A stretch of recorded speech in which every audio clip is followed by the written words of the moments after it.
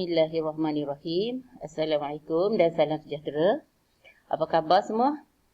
So sekarang cikgu harap kamu semua berada dalam keadaan yang sihat.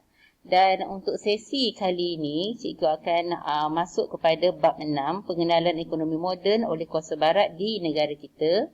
Ini adalah tajuk tingkatan 3 ya, bab 6 tingkatan 3. Dan untuk sesi kali ini kita akan fokuskan terhadap pentadbiran barat berkaitan dengan ekonomi. Okey, jadi sebelum tu cikgu nak jom kamu bersama dengan kita pasak sejarah untuk tajuk 6.2 iaitu pentadbiran barat berkaitan dengan ekonomi moden. Bila kita bercerita mengenai pentadbiran barat berkaitan dengan ekonomi ni, kita akan lihat bagaimana British ni telah memperkenalkan sistem pentadbiran moden yang berkaitan dengan ekonomi dengan untuk memastikan kelangsungan penguasaan dia ke atas negara kita. Jadi oleh sebab nak memastikan penguasaan dia terhadap negara kita tu, jadi macam-macam lah yang dia buat. Jadi antaranya adalah yang kita nak sentuh hari ini lah kan, iaitu tentang bagaimana British menguatkuasakan adanya berkaitan dengan undang-undang. Selain itu dia telah mewujudkan jabatan ataupun agensi kerajaan. Malah mereka juga telah mewujudkan syarikat perwakilan dan menubuhkan sistem kewangan dan juga insurans. Jadi inilah yang kita akan sentuh mengenai tajuk ini hari ini. Okey, jadi kita tengok dulu yang pertama iaitu dalam bidang perundangan. Apa yang British buat dalam perundangan? Kan perundangan ni kita boleh pecah dia kepada dua, satu tanah dan satu lagi buruh. So kita pergi dulu kepada tanah ya, kita tengok dulu pada tanah. Di sini kita akan tengok jugalah yang berlaku di negeri-negeri Melayu, di negeri Sarawak dan juga di Sabah. Okey, untuk negeri-negeri Melayu dulu.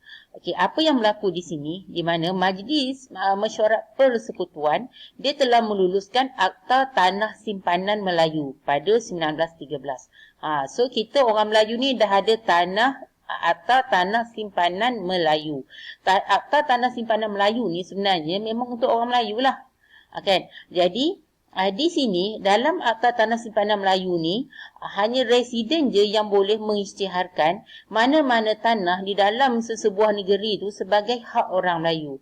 Bila kata residen diisytiharkan mana-mana tanah di sebuah negeri itu sebagai hak orang Melayu, bermaksud tanah tersebut tak boleh dijual, tak boleh dipajak ataupun dipindah milik kepada orang bukan Melayu. Maksudnya tanah tu mesti jadi milik orang Melayu sahaja. Kan kita tengok di sini macam British macam jaga tanah Melayu. Tapi ada sebaliknya juga. Kenapa British buat Akta Tanah Simpanan Melayu ni? Sebab akta ni dibuat disebabkan oleh, ni dia jawapan dia, di mana British ni bertujuan untuk melindungi kepentingan ekonomi dia. Ekonomi British tu lah. Jadi nak melindungi kepentingan ekonomi British. Dan banyak kawasan tanah yang diberi di bawah Akta Tanah Simpanan Melayu tu sebenarnya, kawasan-kawasan tanah ni sebenarnya tak subur pun. Dan tak sesuai untuk kegiatan pertanian atau ekonomi peladangan. Ini kita katalah antara di sebalik itulah kita nampak kat depan ni macam jaga je tanah simpanan Melayu untuk orang Melayu. Tapi dalam masa yang sama tanah yang diberikan pula tu tidak subur dan tak sesuai pula untuk aktiviti pertanian dan ekonomi peladangan. Dan okey, itu yang di negeri Melayu. Kita tengok pula dekat Sarawak dan juga dekat Sabah. Okey, di Sarawak 1931 dah ditubuhkan land order. Di mana land order ni sama juga sebelum ni macam negeri Melayu juga memperuntukkan hak milik tanah simpanan peribumi diwartakan. Matlamat dia apa? Untuk melindungi kepentingan masyarakat pribumi daripada dicerobohi oleh kaum pendatang. Jadi dikatakan kaum pendatang ni yang datang nanti dia buka tanah untuk aktiviti pertanian dia, peladangan semua. Jadi secara tak langsung dikata ini nak melindungi kepentingan masyarakat pribumi ni daripada dicerobohi. Okey, kemudiannya 1933 ditubuhkan pula Land Settlement Order. Sama juga dikuatkuasakan untuk melindungi masyarakat pribumi. Dan kemudiannya 1948 ditubuhkan pula, dilaksanakan pula kita kata Land Order 1948. Di mana Land Order 1948 ni dibuat berdasarkan kepada merujuk kepada apa? Kedua undang-undang yang sebelum ni. Itulah Land Order dan juga Land Settlement Order. Maka undang-undang ni, kedua undang-undang ni menjadi rujukan bagi melaksanakan pula Land Order 1948. Dan tanah Sarawak ni telah dibahagikan kepada beberapa kawasan. Satu adalah kawasan tanah campuran, dua kawasan tanah peribumi, tiga kawasan tanah adat peribumi, empat kawasan tanah simpanan, dan yang kelima kawasan tanah pedalaman. Ini dah ada 5 tanah Sarawak ni dibahagikan, dia punya kawasan-kawasan tanah tu telah dikategorikan oleh British pada waktu ni macam tu. Okey, kemudian kita lihat pula dekat Sabah. Kan Sabah pula urus niaga tanah antara peribumi dengan orang Eropah sebelum 1888 dianggap tidak sah. Maksudnya urus niaga yang dah berlaku pun sebelum tahun 1988 tu antara peribumi dengan orang Eropah dianggap tidak sah. Dan pada tahun 1889 kita tengok telah diwartakan Proklamasi 3 Perlindungan Hak Peribumi. Diwartakan di Sabah. Dan melalui akta ni yang diwartakan ni, langkah untuk melindungi hak dan kepentingan peribumi telah dilaksanakan.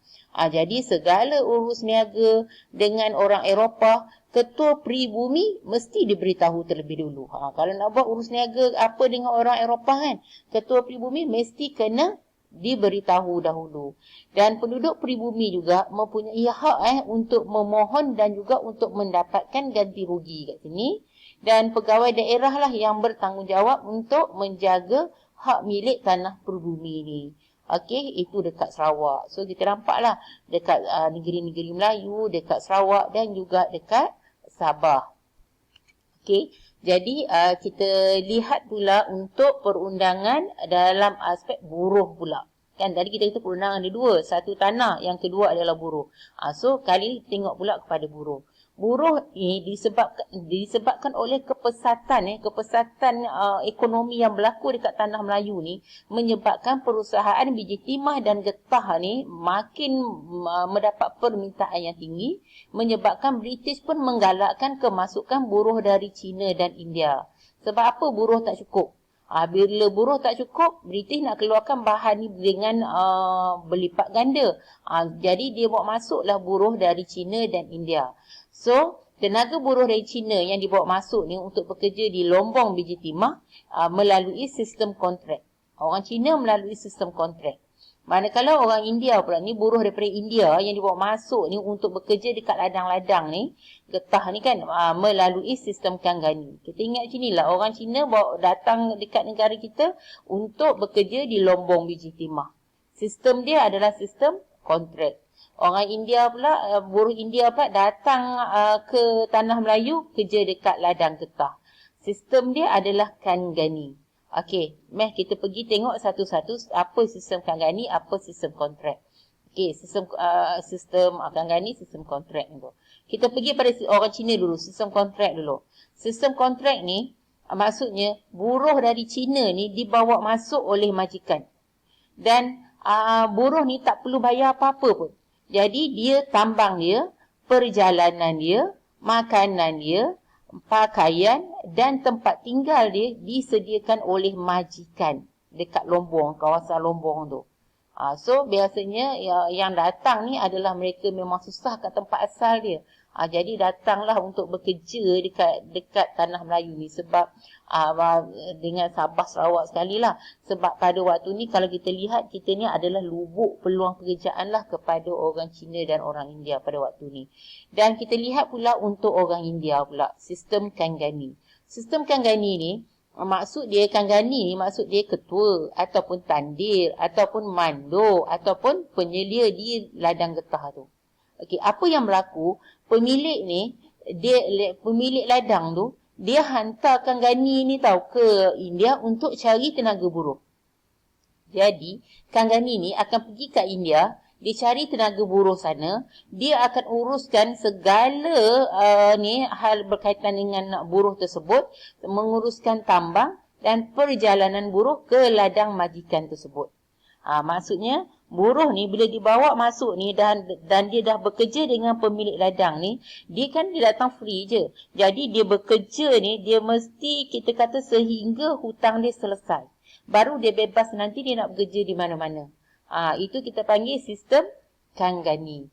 Jadi cikgu harap kamu dapat membezakanlah antara sistem kontrak untuk buruh Cina, manakala sistem Kanggani untuk buruh India. Okey. Kemudian kita lihat pula apa yang British buat lagi dalam perundangan ni. 1877, British telah menubuhkan Jabatan Hal Ehwal Cina. Ataupun kita kenali dia sebagai Chinese Protectorate. Di mana untuk ni, Jabatan Hal Ehwal Cina ni, dia adalah untuk melindungi buruh-buruh dari Cina ni daripada dieksploitasi oleh mana-mana pihak. So, orang Cina ni dia adalah Jabatan Hal Ehwal Cina. Pada tahun 1882 pula, Ordinan Buruh Kontrak pula diluluskan. Untuk apa? Melindungi pekerja pula. 1908, Majlis Perundangan Singapura telah menubuhkan Tabung Imigran India. Apa dia tabung imigran India ni? Tabung imigran India ni dia bagi kemudahan kepada orang India ni untuk berlayar dengan percuma dari Madras ke negeri-negeri Melayu. Maksud nanti dia datang cuma nanti dia bekerja lah dekat ladang-ladang tu. Dan perkembangan ekonomi yang berlaku ni, kepesatan ekonomi yang berlaku dekat negara kita ni juga turut menjadi tumpuan buruh dari Indonesia.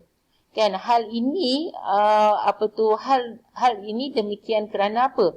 Kerana perusahaan biji timah dengan getah ni telah menyediakan banyak peluang pekerjaan kepada orang luar.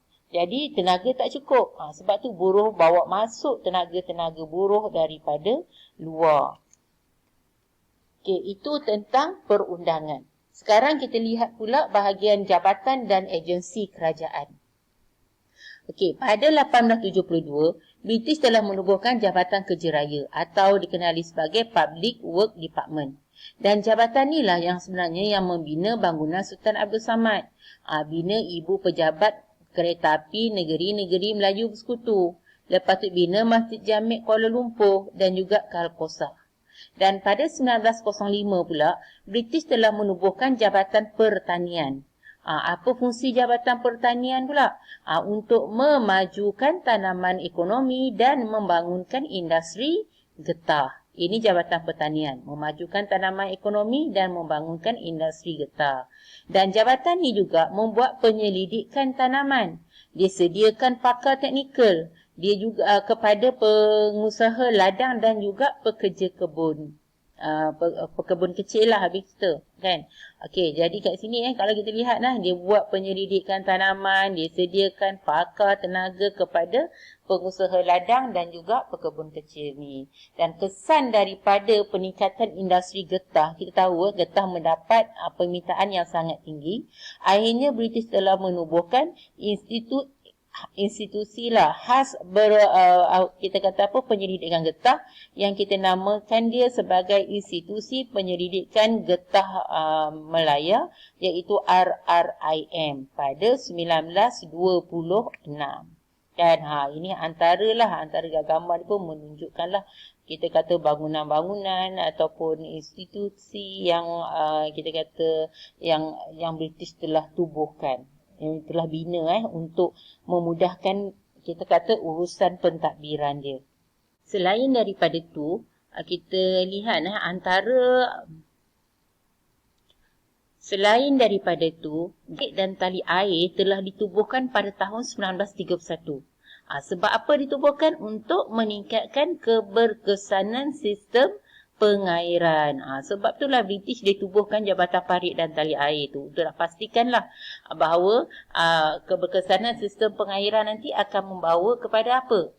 Akan bawa kepada kita kata tanaman tu akan lebih tinggilah. Kemudian Jabatan Pos dan Telegraf Dan Jabatan Keretapi Tanah Melayu juga telah ditubuhkan untuk melicinkan sistem pengangkutan dan perhubungan di negara kita. Kalau kita lihat di Sarawak dan Sabah juga dah pun ada penubuhan jabatan-jabatan kerajaan bagi memudahkan perkhidmatan pos dan telegraf serta kegiatan pertanian. Jadi kita boleh lihatlah apa yang British buat di sini kan. Ditubuhkan jabatan sana, ditubuhkan jabatan sini, banyak jabatan yang ditubuhkan tu. Sebenarnya yang ditubuhkan tu sebenarnya hanyalah untuk apa?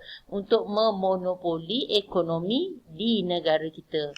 Ya, untuk mengeluarkan hasil yang lebih banyak. Jadi dia mestilah menyediakan segala kemudahan yang ada nak pastikan matlamat dia tu tercapai.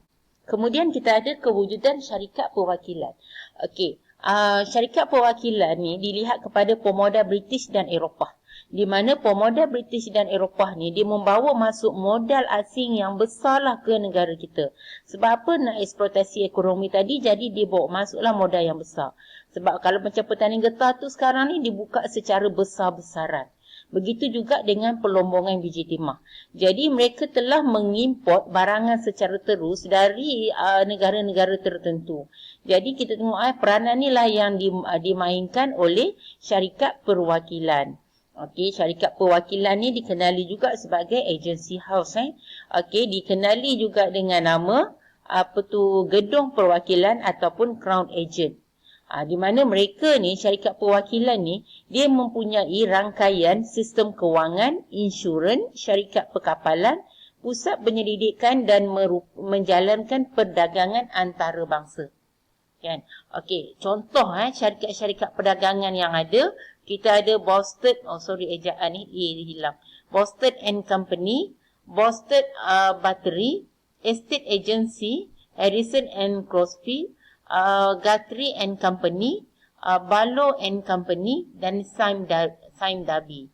Kan? Jadi mereka ni mempunyai hubungan yang sangat erat dengan kerajaan sama ada peringkat tempatan mahupun antarabangsa pada waktu ni lah. Dan contoh kita lihat di sini contoh Boston and Company ni telah menguruskan pengeksportan getah dan biji timah. Dia yang mengusahakan getah dan biji timah ni. Dan dalam masa yang sama, kita tengok syarikat ni juga yang menguasai syarikat perkapalan dan Hong Kong Bank. So kita boleh nampak di sini, ini yang kita kata tadi tu, mereka ni mempunyai rangkaian sistem kewangan, insurans, perkapalan, pusat penyelidikan dan perdagangan antarabangsa tadi.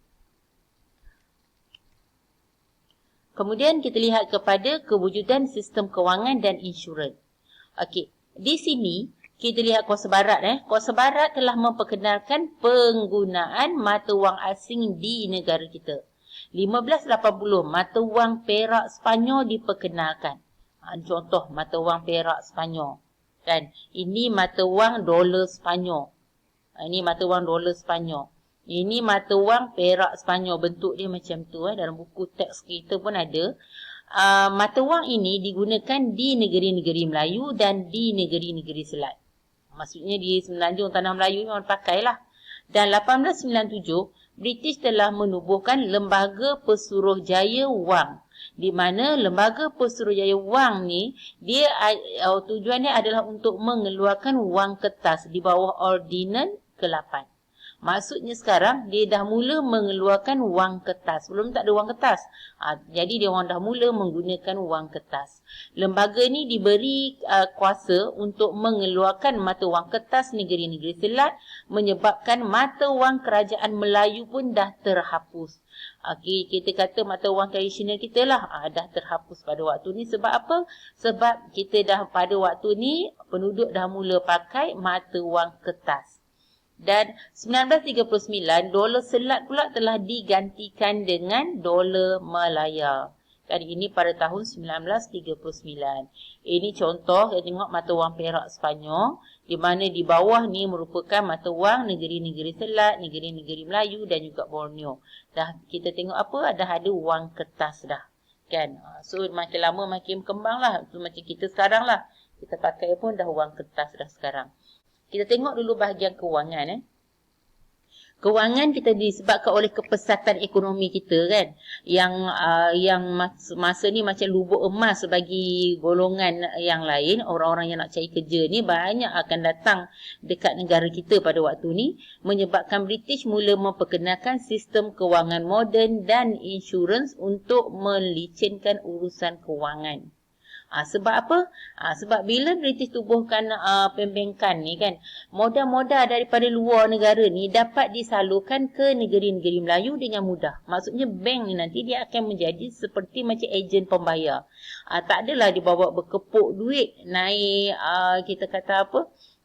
Naik kapal-kapal untuk nak bawa masuk ke dalam negara kita. Tak. Sekarang ni dia hanya perlu pergi dekat bank je untuk buat urusan pembelian ataupun pembayaran di situ. Okey, contoh bank-bank yang muncul lah di negara kita. Kita ada Mercantile Bank di Pulau Pinang pada 1859. Ini Mercantile Bank. Kita ada Hong Kong and Shanghai Bank Pulau Pinang 1884 di sini. Kita ada The Chartered Bank di Jalan Raja Kuala Lumpur. Ini Chartered Bank. Dan kita ada Ban Hin Lee Bank di Pulau Pinang pada 1935. Ini Ban Hin Lee Bank. Jadi bank-bank ni adalah, kita tengok kalau bank yang pertama ditubuhkan ni di Tanah Melayu ni, inilah dia Mercantile Bank. Bank pertama yang muncul di Tanah Melayu. Kemudian kita pergi pula kepada insurans pula. Kan? Okey, masih lagi bawah sistem kewangan dan insurans, di mana syarikat insurans yang terkenal pada waktu ni, kita tengok dia ada beberapa syarikat insurans, iaitu syarikat Royal Insurance Company yang tubuh pada tahun 1860, ada Ken Guan Insurance Limited pada tahun 1885 di Pulau Pinang, serta Commercial Union 1919 di Ipoh. Ini antara syarikat-syarikat insurans yang terkenal lah, yang dah muncul dah di negara kita. Dan pada abad ke-19 dan abad ke-20, kita lihat kapal laut ni merupakan pengangkutan utama kan. British nak hantar barang-barang kita semuanya melalui kapal laut. Jadi secara tak langsung dia menjadi pengangkutan utama, terutamanya dalam sektor perdagangan antarabangsa. Oleh sebab tu, bila kapal laut ni dijadikan sebagai, kita kata, pengangkutan untuk mengangkut barang-barang daripada, sama ada daripada luar masuk dalam ataupun dalam macam hasil-hasil kita keluar ke negara barat, maka di sini syarikat perkapalan dia memerlukan perkhidmatan insurans maritim. Sebab apa? Sebab kalau dia adalah untuk melindungi kapal dagang dan muatan yang dibawa. Katalah kalau terkaram ke apa. Jadi barangan yang dibawa ni oleh sebuah kapal, tiba-tiba kapal ni karam. Kan? So muatan dia memang rosak lah, apa benda semua hilang terus kan. Tapi bila dia ada perkhidmatan insurans maritim ke atas barangan tersebut, maka dia selamatlah barangan itu. Dia tak adalah mengalami kerugian di situ. Sebab apa? Dah di-cover oleh insurans. So mula diperkenalkan perkhidmatan insurans maritim. Kemudiannya kita lihat pula perkhidmatan insurans yang lain yang ada selepas tu. Muncul pula kita ada insurans nyawa, insurans kemalangan, insurans kebakaran, perniagaan, insurans harta dan sebagainya lah. So kita nampaklah itu perkembangan lah di dalam insurans. Jadi itu yang cikgu dapat katakan, di mana dalam bab 6.2 tadi, bila kita menyentuh mengenai pentadbiran barat yang berkaitan dengan ekonomi, kita dah sentuh pun mengenai hal perundangan, di mana hal perundangan ni tadi kita bahagi dia kepada dua tadi kan. Satu kita bercerita tentang tanah dan satu lagi kita bercerita tentang buruh. Selain daripada perundangan, kita juga bercerita mengenai jabatan dan juga agensi kerajaan. Contoh agensi kerajaan yang muncul macam agensi macam Jabatan Pertanian tadi dan sebagainya lah, Jabatan Tali Air tadi kan dan sebagainya tu. Kemudian kita ada pula lepas tu yang ketiga adalah bagaimana kerajaan telah mewujudkan, kita kata, syarikat perwakilan yang kita ada syarikat-syarikat perwakilan tadi itu macam Sime Darby, Harrison and Crosby dan sebagainya. Dan akhir sekali kita ada yang kita baru sentuh ni lah mengenai sistem kewangan dan juga insurans. Itu pembankan lah dan juga insurans yang dah ada di negara kita pada waktu tu. Itu semuanya kita lihat disebabkan oleh apa? Disebabkan oleh British ingin memastikan kelangsungan penguasaannya di negara kita tu terjamin. Dan secara tak langsung dia dapat menguasai ekonomi negara kita. Jadi itu je daripada cikgu untuk tajuk ni. Jadi cikgu harapkan kamu dapatlah manfaat daripada apa yang cikgu kongsi dalam sesi kali ini. Dan semoga cikgu harapkan semoga usaha kita diberkati dan kejayaan milik kita semua. Tapi sebelum tu jika bermanfaat pada kamu maka subscribe, like and share. Sebab apa? Sebab cikgu akan masukkan lagi bahan-bahan yang berkaitan mengenai pembelajaran kita. So, jumpa lagi pada next sesi. Sekian, terima kasih.